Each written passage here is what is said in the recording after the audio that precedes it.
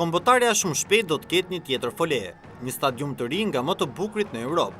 I pranishëm në prezantimin e projektit të arenës kombëtare, kryeministri Rama theksoi se kryeqyteti do të ketë një investim për 50 milion eurosh, një investim privat që do t'ju kursente qeverisë dhe federatës shumë të konsiderueshme.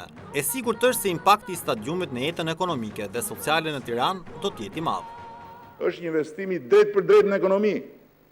Mjafton të shikojmë impaktin në ekonominë lokale të Elbasanit të Elbasan Arenës. Do të shikojmë një gjë në ekonomi lokale në Shkodër.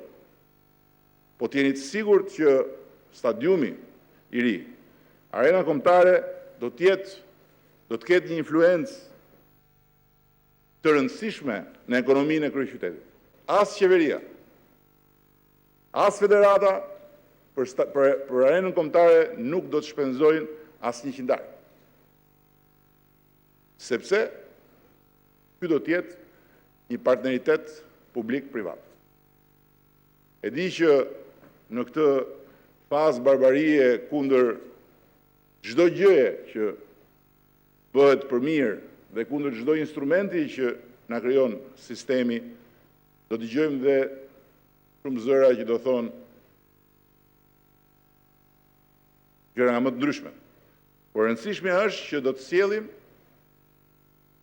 shumë shpejt në kryeqytet investim prej 50 milion eurosh.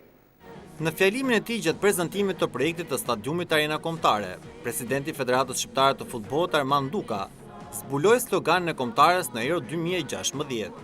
Ti Shqipëri më jep nder. Let